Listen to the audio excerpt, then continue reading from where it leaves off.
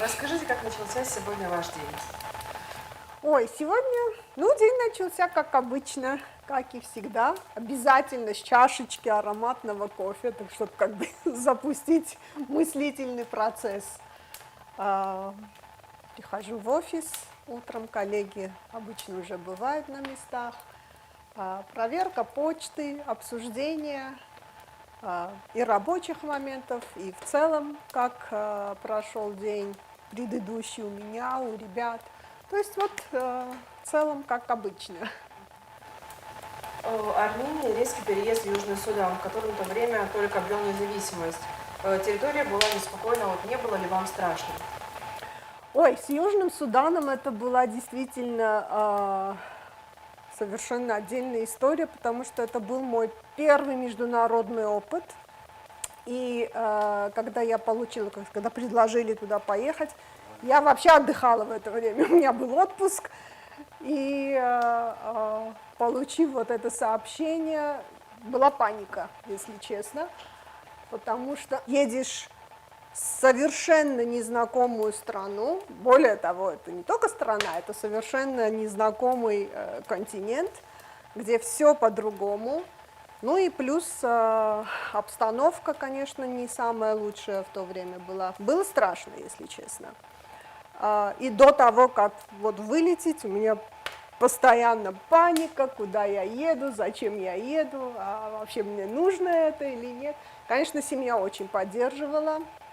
И вот это вот сердцебиение, когда ты взлетаешь, ну все, уже ты в самолете, уже, как говорится, задний ход не дашь.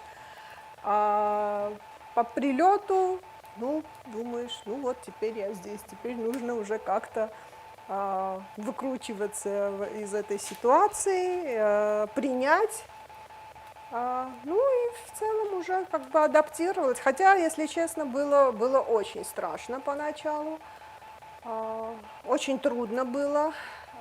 И я базировалась, это был маленький город, прямо вот на границе с Суданом, где практически ничего не было. Ситуация была очень сложная в плане безопасности, то есть мы жили как бы в закрытом помещении, особо не выходили, разве только что вот ездили по лагерям, где были беженцы, то есть это были не беженцы, это были возвращенцы. Кушать было нечего, условий никаких, то есть полностью такие спартанские условия. Да, слава богу, хоть связь работала, хотя бы можно было с семьей связь поддерживать. Мои, конечно, меня так подбадривали, но было страшно, особенно когда вот начался сезон дождей, то есть это было очень трудно отличить, знаете, вот там тебя бомбят или это просто гром. Вот. Но было, да, вот сейчас, когда как бы вспоминаешь, прокручиваешь все эти моменты, интересно, даже смешно фрагментами, потому что были такие небольшие курьезные случаи лично со мной. Я там даже начала дневник вести, то есть я записывала каждый день мои ощущения, да, что со мной произошло в течение этого дня, вот, как говорится, такие южно-суданские мемуары. Я помню, один очень такой забавный случай произошел, когда, сам город, он был на реке Нил, и вот возвращенцы, они в основном приезжали на баржах. И как УВКБ ООН мы должны были их там встречать в плане того, чтобы там размещение это совместно мы проводили с Международной организацией миграции. И так получилось, что я поднялась на баржу, пока разговаривают там женщины с маленькими детьми, новорожденные, вот весь этот процесс, я только чувствую, что баржа начала двигаться, то есть она куда-то плывет. Боже мой, у меня была такая паника, у меня там чуть ли не истерика началась. Я говорю, господи, сейчас это поедет ту непонятно куда. Я тут, что со мной будет? Истерика, остановите баржу. Коллеги начали успокаивать, что ничего, просто как бы меняет местоположение, чтобы правильно встать. Но, конечно, переволновалась я сильно. Это сейчас, да, как бы вспоминаешь, смешно, но тогда было совершенно не смешно. А у вас была возможность отказаться от этой командировки? Вы знаете, в принципе, да, то есть у нас насильно никогда не заставляют, но это могло бы негативно сказаться уже на последующей карьере. То есть, да, отказаться всегда можно, но могут быть последствия. А расскажите, как происходит вообще выбор стран? Ну, по-разному. То есть бывает, что вывешиваются вакансии, и уже сотрудники подают, основываясь уже на свой опыт профессиональный, желание, куда хотят поехать. И бывают, когда просто вот организация предлагает сотрудникам поехать в определенную страну. Обычно все эти позиции, они ротационные, то есть на одном месте мы не задерживаемся годами. Максимум это может быть 5 лет, в зависимости от страны, но это в основном вот европейские страны. И до 2 лет это где чрезвычайная ситуация. Все же не каждый готов поехать в командировку в совершенно другой континент. Что вам давало сил? Что придавало вам бесстрашие? Немножко сложно сказать. Ну, не знаю, вот, наверное, бесстрашие, я бы не скажу, что бесстрашие, я довольно-таки осторожный человек по жизни, то есть во всякие авантюры не пущусь, и все очень так серьезно и хорошо взвешиваю. Но тот факт, что твоя безопасность – это в первую очередь твоя обязанность. Да, у нас были там советники по безопасности, которые советовали там, туда не ходить, допустим, в такие-то локации, в такое-то время. Просто если ты этим советам следуешь, то все нормально. Тот факт, что ты тут как бы помогаешь людям, и вот незначительная разница, да, вот в жизненном укладе, то, что вот твоя помощь, хоть и не в таком широком смысле, не в глобальном смысле, а они чуть-чуть помогают этим людям, тоже как бы очень получаешь удовлетворение от этого. Ну и плюс новый опыт, новые знакомства. Обычно вот в этих странах, в этих локациях собираются люди из разных мест, разные характеры, очень такие довольно интересно. Ну и миссии довольно большие, потому что, ну, не сравнить вот в операции, где вот чрезвычайная ситуация, и в более стабильных регионах. То есть там как-то жизнь идет более размеренно, да, вот это рутина, а тут вот каждый день что-то там бурлит, что-то новое, какие-то новые ощущения. Расскажите, в чем заключалась ваша работа в Южном Судане?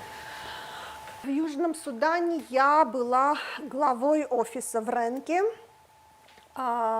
и фактически я координировала всю работу касательно возвращенцев. Как я уже упомянула, это было в координации с Международной организацией миграции. У меня были сотрудники местные и 2 сотрудника международных. Один был из Танзании, другой из Кении, один занимался вопросами детей, у другого была ответственность вот именно координации полевой деятельности. И я вот все это как бы координировала. Далее Казахстан, Уганда, Таджикистан. Снова радикальные смены стран. Где оказалось сложнее всего? Знаете как, везде свои сложности. В Уганде в том плане, что операция, опять-таки, очень-очень большая. У нас под нашим ведением было больше 250 тысяч беженцев. Уганда, кстати, одна из стран, в которой наибольшее количество беженцев. Там в то время это было около 1 миллиона, сейчас, я думаю, уже будет больше. То есть вот вы представьте этот масштаб и офис, и всю эту работу нужно координировать, помогать. Было, конечно, сложно. Было сложно в том плане еще, что, как и везде, финансирование недостаточное. То есть те ресурсы, тот бюджет, который выделялся на страну, было недостаточно, чтобы вот покрыть все их нужды. В странах Центральной Азии, то, что было Казахстан, это у меня была работа в региональном офисе, и мы курировали все 5 стран Центральной Азии. Ну, там было, конечно, поспокойнее, потому что фронт работ совершенно другой, и условия совершенно другие. То есть в плане работы я не скажу, что там было сложно. Сложно было, возможно, вот в этой интеракции с госструктурами, особенно вот в Таджикистане были свои сложности, ну, понятно, там, конечно, свой стиль управления. Вот. Но ничего, справились, даже были успехи. Расскажите, как вы попали в Абхазию? В каком году вы приехали? В Абхазию я приехала в прошлом году, это был июнь месяц. Ну, как я уже ранее упомянула, то есть поступило предложение поработать в Галлии, и я, в принципе, с удовольствием согласилась, а почему бы нет? То есть контекст знакомый в плане региона, тот же знание языка. А вот когда в листе предложения появилась Республика Абхазия, вы с другим энтузиазмом подавали заявку? Все же это уже немного ближе к родине вашей. А вы знаете, одно к другому в принципе, не относится, но мне было интересно поработать здесь тоже. То есть как бы другой более аспект. Я поработала в Африке, Центральной Азии, и теперь почему бы не попробовать себя здесь, в другом контексте. А вот представление и реальность в Абхазии совпали у вас? В принципе, да. То есть особо... Вы знаете, мне регион знаком в том плане, что мы все как бы за советское прошлое, в детстве, то есть море, вот вся эта природа. В принципе, никаких таких радикальных сюрпризов для меня не было. А что вы можете в целом сказать об Абхазии? Отлично просто. Природа, и люди, и море. Для меня вот море это вот все. И успокаиваешься, и получаешь наслаждение, и воздух изумительно чистый, умеренный уклад жизни, то есть ты никуда особо не торопишься, спокойно. Конечно, есть и свои нюансы. Тут у нас только вот гуманитарные программы, мы помогаем уязвимым людям здесь, там, финансовая помощь, какие-то проекты по жизнеобеспечению. Трудно, конечно, опять-таки, то есть хочется помочь большему количеству, но, к сожалению, ресурсы не позволяют, и вот приходится каждый раз как-то балансировать, приоритизировать. Команда у нас очень хорошая, сотрудники очень сплоченные, очень знающие. И вот, да, конечно, им трудно приходится, потому что каждый раз сталкиваясь вот с этой уязвимостью, и в том, что ты не можешь вот в полном объеме помочь, это, конечно, очень трудно. Вы уже как год на службе, сколько проектов вам удалось осуществить? Ой, ну у нас, конечно, в этом плане очень такая развернутая деятельность. Мы работаем, у нас проекты в социально-экономической сфере, это небольшая денежная помощь, которая предоставляется уязвимым семьям. У нас продуктовые пакеты тоже предоставляем вот самым-самым уязвимым, которые просто не в состоянии что-либо купить. Это в основном пожилые люди. У нас есть программы жизнеобеспечения через помощь, да, небольшая помощь в сельском хозяйстве. Естественно, правовая помощь по всей Абхазии, это вот бесплатные юридические консультации. Мы работаем здесь через партнеров. Ну и, естественно, сами тоже проекты реализуем, в том числе и небольшие общинные проекты, это такие маленькие, не хочу называть их как бы инфраструктурными, потому что мы делаем, можно сказать, все. Там ремонт небольших классных комнат, парочка, там, не знаю, проводку поменять где-то. Мельницы, вот мельницы, кстати, тут пользуются большим спросом, ну и понятно, здесь в основном население зависит от сельского хозяйства, то есть вот кукуруза перемалывается в мамалыгу, кстати, очень вкусно, я впервые здесь попробовала, я немножко так к кашам очень, так сказать, отношусь не очень, но вот мамалыга мне понравилась, можно сказать, я так втянулась. Вот.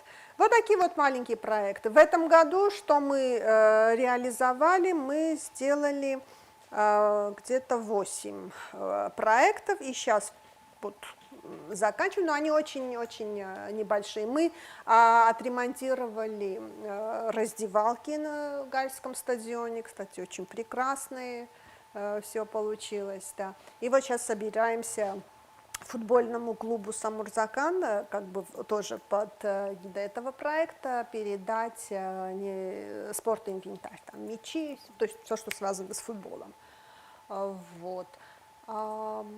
Да, в принципе, вот в целом так. У нас, я хочу еще отметить, что у нас не проектная деятельность, то есть финансирование у ВКБ не зависит от каких-либо проектов. Мы как нормативная организация, у нас свой бюджет, и мы, в принципе, можем лавировать. То есть, исходя из нужд населения в тех районах, где мы работаем. И это вот основное финансирование ВКБО, которое вот спускается к нам из нашей штаб-квартиры. А сам бюджет, он уже формируется из взносов член стран Организации Объединенных Наций. То есть в этом плане мы гибкие. Вот расскажите, где вы находите людей, которым нужна помощь? Вообще, как это у вас происходит? К вам люди могут обращаться, или вы с кем-то сотрудничаете, кто вам подсказывает? Ну, мы открыты, люди к нам приходят со своими проблемами, со своими нуждами. У нас есть партнерская организация, через которую мы вот социально-экономические проекты реализуем. Люди подходят туда, регистрируются, и после уже проводится как бы оценка нужд, и исходя из этого комиссия, которая состоит вот из партнеров, из сотрудников ВКБ, он уже решает, какого типа помощь предоставить и в каком размере. Ну, размер, соответственно, зависит от количества членов семей. Вот. То есть, да, и к нам приходят, и к ним приходят. Мы часто выезжаем в села и выявляем семьи. То есть вот это как бы процесс, который постоянно происходит. Для нас это очень важно, потому что у нас помощь основана именно на нуждах. То есть нам нужно видеть семью, нам нужно пообщаться с семьей, чтобы понять, какие у них нужды, какие у них, ну, чего им не достает. Потому что если ты сидишь в офисе и к тебе, ну, не знаю, потом какая-то информация, что есть такая-то семья, нуждающаяся, пока ты воочию не увидишь эту семью, одно, когда тебе представляют эту информацию, но когда ты сам выезжаешь и видишь, что... Потому что очень часто было, что у нас просили одного вида помощи, а мы выезжали, и оказывалось, что им нужно намного больше, и мы уже, в принципе, могли им там, по разным аспектам помочь, и чуть-чуть там где-то там отремонтировать что-то, и денежную помощь предоставить, и помочь в вопросе с детишками через механизм перенаправления. То есть вот такая всеобъемлющая помощь получилась. Поэтому выезды и доступ к населению, он очень важен для нас. Я как глава офиса тоже особо не отсиживаюсь в офисе, а наоборот, я предпочитаю, всегда стараюсь присоединяться к коллегам при их выездах, ну, по мере возможности, конечно. Это же не только Галский, но и всего Абхазии. Хватает ли вам сил на все это? Ну, мы стараемся, конечно, как бы приоритизировать и составлять рабочий план. Социально-экономическая помощь у нас предоставляется в 3 районах Восточной Абхазии, а правовая помощь у нас по всей Абхазии. Конечно, то есть вот так вот мы постоянно не выезжаем вместе с партнерами, у нас в основном партнеры постоянных выездах, и вот для правовой помощи это консультации выездные тоже. Мы, в принципе, по мере возможностей, то есть они нам предоставляют план работ, план выездов, а мы уже как бы подстраиваемся по мере возможности, присоединяемся к ним в том или ином выезде. Расскажите, кто работает в офисе УВКБ ООН? Местные жители или приезжие? Нет, это местные сотрудники, из приезжих тут только я, и у нас один сотрудник тоже, который базируется в Сухумском офисе. Ваша работа, как думается, эмоционально очень нагружена. Много ли тяжести, боли вам пришлось перенести через себя? Как столько лет вы это пропускаете через себя? И изменилась ли Роза, которая была раньше, или Роза, которая сейчас? Ой, знаете, это очень сложно. В медицине, да, говорят, чем дольше работаешь, тем больше, ну, привыкаешь, так сказать, ко всему этому, к боли, к страданиям, к нуждам людей. Но это как-то закаляет характер, конечно, но всегда очень сложно делать выбор, потому что тот объем финансирования, который у нас есть, к сожалению, недостаточен, чтобы помочь всем. И всегда кому-то приходится говорить нет. И это вот самое сложное. Действительно, вот пройти мимо вот этих человеческих страданий очень сложно, особенно когда ты непосредственно сталкиваешься с этим, и хочется всем помочь. То есть, да, в эмоциональном плане, конечно, это очень сложно, и благо коллеги у нас тоже очень профессиональные, они уже как-то знают, как общаться с этими людьми. Мы всегда вот в офисе как-то, господи, как помочь данной семье. Мы стараемся как-то, знаете, обсуждать уже внутри команды, а как мы можем включить больше семей, то есть как мы можем перепрограммировать, как-то, может быть, чуть-чуть поменять, то есть, может быть, выдать эту помощь, предположим, да, не на 3 месяца, а хотя бы на 2 месяца, чтобы высвободившаяся сумма была предоставлена другой семье, не менее нуждающейся. Вот, но, конечно, очень сложно. Что является приоритетом в работе у вас? Содержание или форма? Однозначно содержание, то есть мы здесь, чтобы помогать людям. Расскажите, как у вас происходит взаимодействие с местными СМИ? Насколько вам вообще важно освещать вашу работу?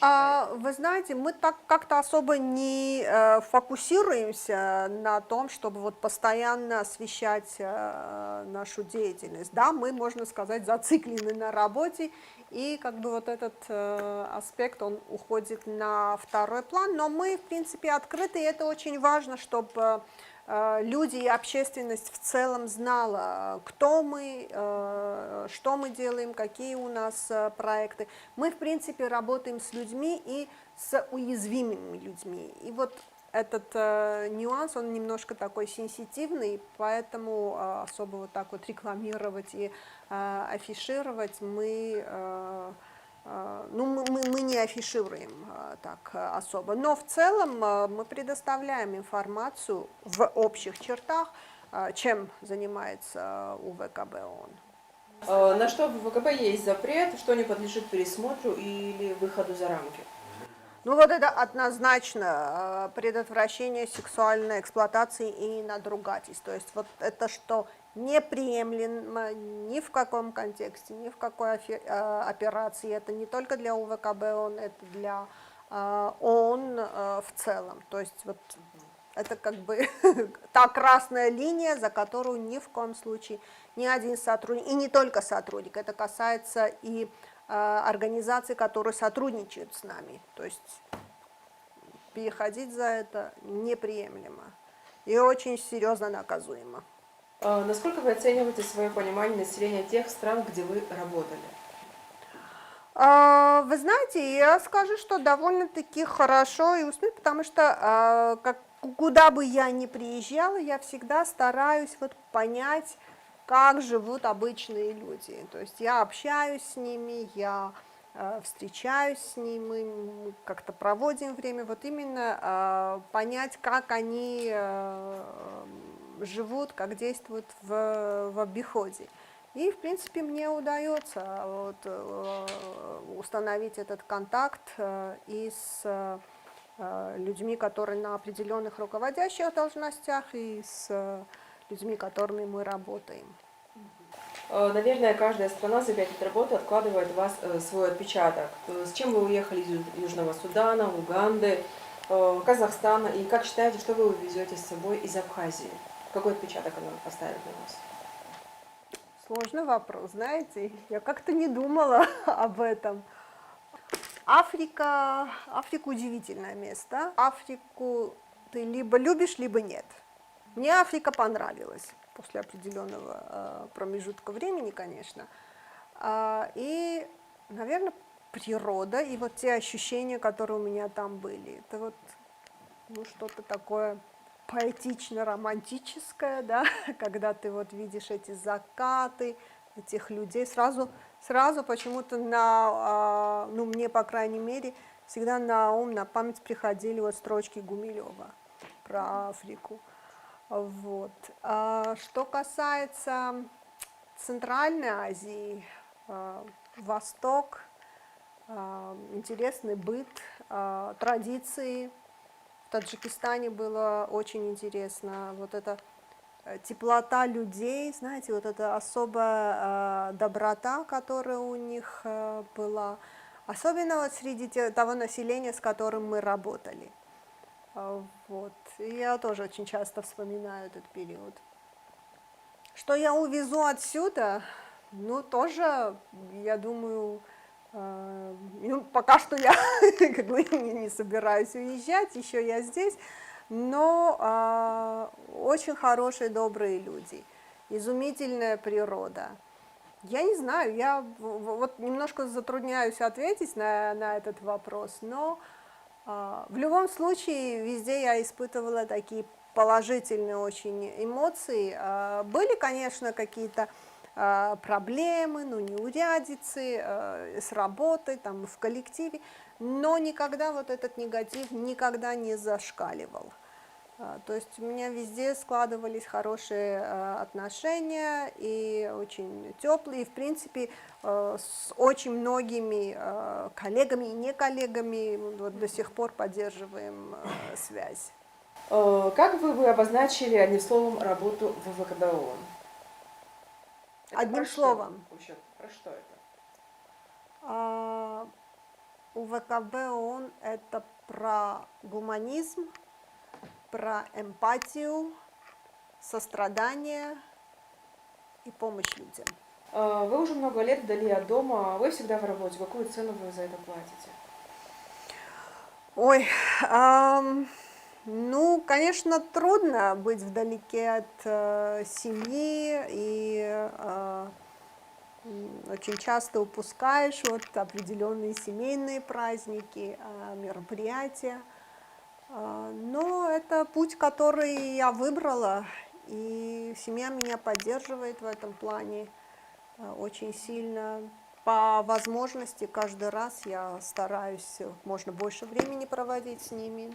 Пока что, как говорится, получается. Но это, конечно, сложно всегда быть вдали от семьи. Да, очень хороший коллектив, очень хорошие друзья, всегда рядом, то есть что бы ни случилось, все придут на помощь, но все равно вот эта нехватка, она сказывается.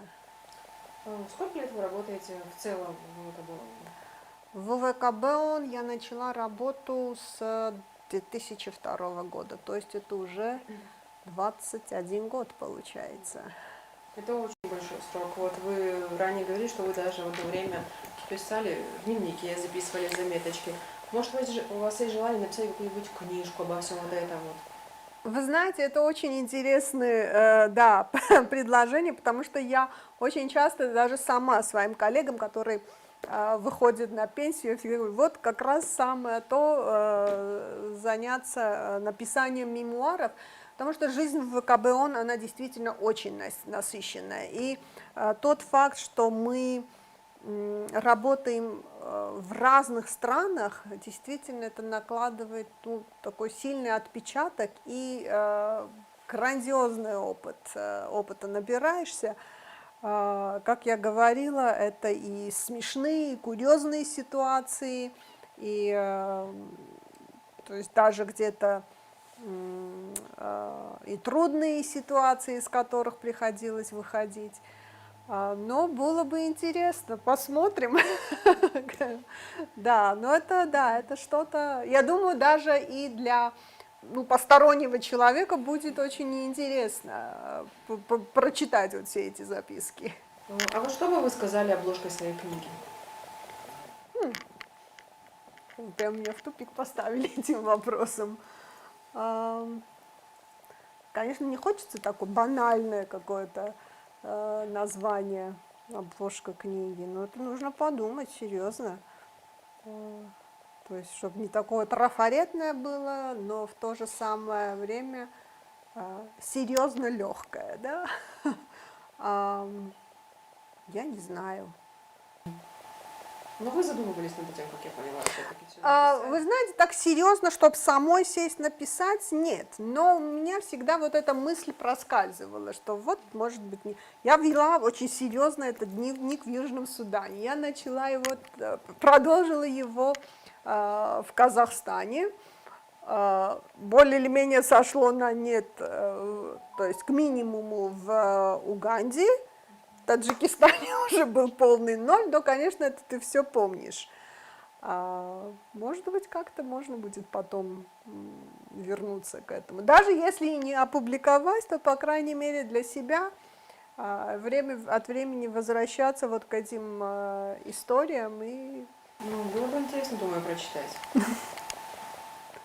Да, может быть. Я более чем уверена, будет интересно. А вот вам одной не сложно жить в таком большом доме? Нет, вы знаете, я уже привыкла. Я в основном вот на втором этаже, и все нормально. По мне главное, человек привыкает ко всему. Главное, чтобы вода была, свет был. То есть такого шикарного ремонта или условий может и не быть. То есть я адаптируюсь. И мне вполне нормально, все устраивает, все хорошо. Вы знаете, садоводством я никогда не занималась, но приехав сюда, и собственный дом, огромная территория, хочешь не хочешь что-то, да начинаешь как-то делать. Ну, естественно, эти деревья здесь были. Я время от времени, кстати, их поливаю, хотя необходимости нет, и, возможно, звучит немножко смешно, но в любом случае. И что я сделала, это уже плод моей работы, там посадила петрушку, укроп и зеленый базилик, вот. Ну, времени вы проводите много здесь, как я Ну, поняла. время провожу, летом особенно, весной, когда хорошая погода, вот сюда в гамак повешу, с книжечкой, днем, тень, приятно, да, очень-очень хорошо. Вот расскажите, как вы проводите свои выходные дни? Вот суббота, воскресенье, вот чем вы заняты?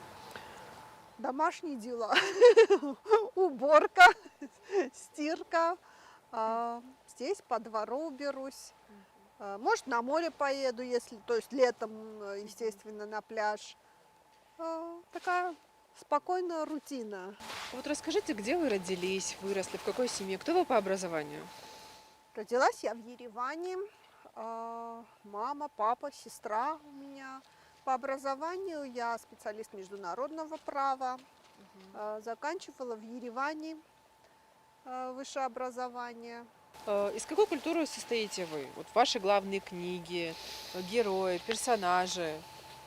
Что вас вообще определяет? Что вы любите?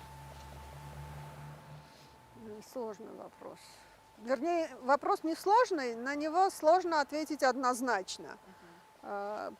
Книг читать я любила, ну и люблю сейчас тоже, хотя в век наших гаджетов и всего технологического процесса, конечно, на вот эти бумажные издания уже не получается читать. Но в любом случае, книга для меня это вот напечатанная книга, когда открываешь, запах страниц. В детстве, в школе увлекалась чтением, то есть, в принципе, ну, так, чтобы выделить и сказать, что вот это какой-то мой один любимый писатель, и я вот эту книгу обожаю, такого нет. А, но, вы знаете, я, наверное, как-то очень с особым смыслом перечитала Булгакова, вот «Мастера». Во-первых, эта книга мне далась очень сложно, может быть, и из-за этого тоже. Но вот очень такой глубинный смысл в этом я нашла.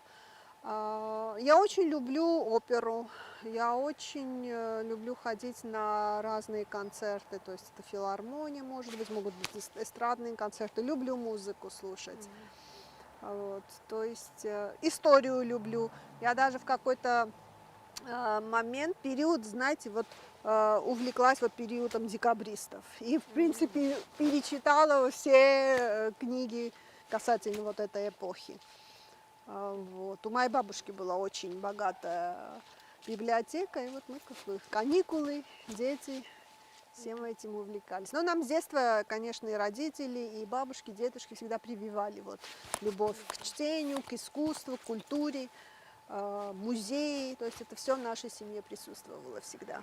Помимо работы, сдружились ли вы с населением Гала? Вы в большей степени здесь находитесь все-таки. Вот. Да, Как у вас это общение, сами жители, вот гальцы?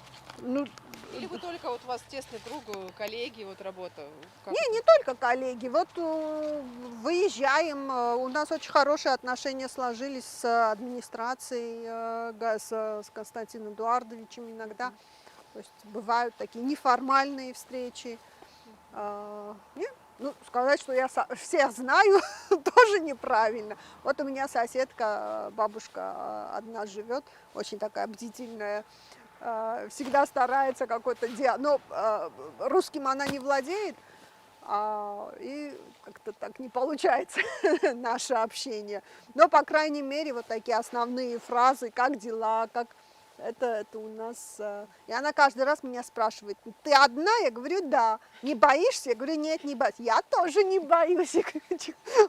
Мы будем друг друга вот так вот поддерживать. То есть командировка в Абхазии для вас не сложна, она вам дается легко. Вам тут Да, нравится. мне тут нравится, мне тут легко.